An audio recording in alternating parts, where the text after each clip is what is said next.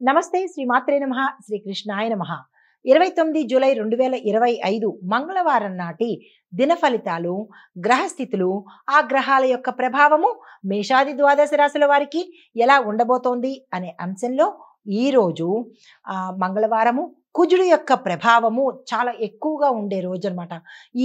ఈ యొక్క ప్రభావము అన్ని రాశుల వారి మీద అందరి మీద పడే అవకాశం ఉంటుంది. అందులో దేని మీద అంటే కనుక శక్తి, ఆగ్రహము, స్ఫూర్తి, శస్త్రచికిత్సలు అనగా ఆపరేషన్స్ కూడా అయ్యే అవకాశాలు ఉన్నాయి. పోరాటాలు, పోలీసు వ్యవహారాలు, రక్త సంబంధిత వ్యాధులు ఇలాంటి వాటి మీద అంటే అసలు ఈ 12 రాశుల వారికి ఈరోజు అస్సలు బాగాలేదు. అయితే అలా అని అందరికీ ఒకేలా ఉంటుందా అంటే ఉండదు. కానీ ఓవరాల్‌గా 98% ఇలాగే ఉండబోతోంది. అయితే చంద్రుడు కర్కాటక రాశిలో పుష్యమి నక్షత్రంలో సంచరిస్తున్నాడు కాబట్టి కొంత వెసులుబాటు ఉండే అవకాశం కనబడుతోంది. అయితే ముందుగా మేషరాశి వారికి చూసుకున్నట్టయితే కనుక ఈరోజు మీకు మానసిక స్థితిలో ఆవేశాన్ని ఎక్కువగా పెంచుతాడు.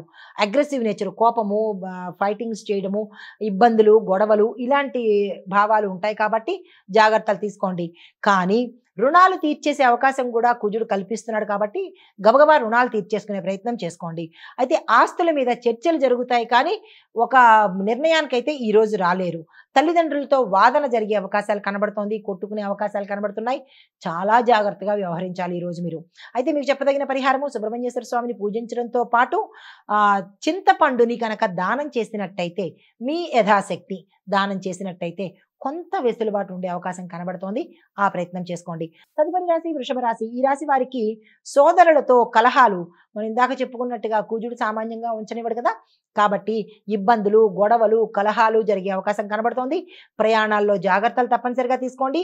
వాహనానికి సంబంధించిన సొంత వాహనం కానీ వేరే వాహనంలో కానీ వెళ్ళేటప్పుడు నిర్లక్ష్యం వద్దు, జాగ్రత్తలు తీసుకోండి.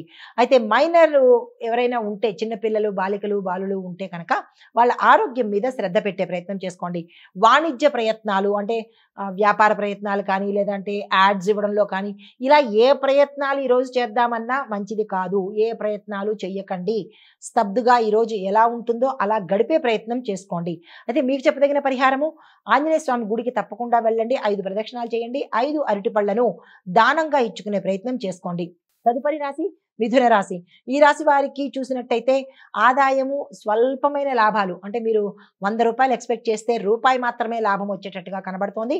చిన్న చిన్న ఆర్థిక ఒత్తిడి కనబడుతోంది. ఖర్చులు ఎక్కువగా ఉండే అవకాశం ఉంది. జాగ్రత్తలు తీసుకోండి. కుటుంబంలో తగాదాలు ఏర్పడతాయి. చాలా ఘోరంగా ఉండే పరిస్థితి కనబడుతోంది. జాగ్రత్తలు తీసుకోండి. పితృ సంబంధిత సమస్యలు వచ్చే అవకాశం కనబడుతోంది. జాగ్రత్తలు తీసుకోండి. ఏ రాశిలో ఉన్న వాళ్ళకి బాగాలేదు కాబట్టి ఈరోజు ప్రతి రాశి వారు ప్రతి రాశిలోనూ పురుషులు, స్త్రీలు, పిల్లలు జాగ్రత్తగా ఉండవలసిందే చెప్పదగినది. అనారోగ్య సూచనలు కూడా చాలా ఎక్కువ కనబడుతున్నాయి.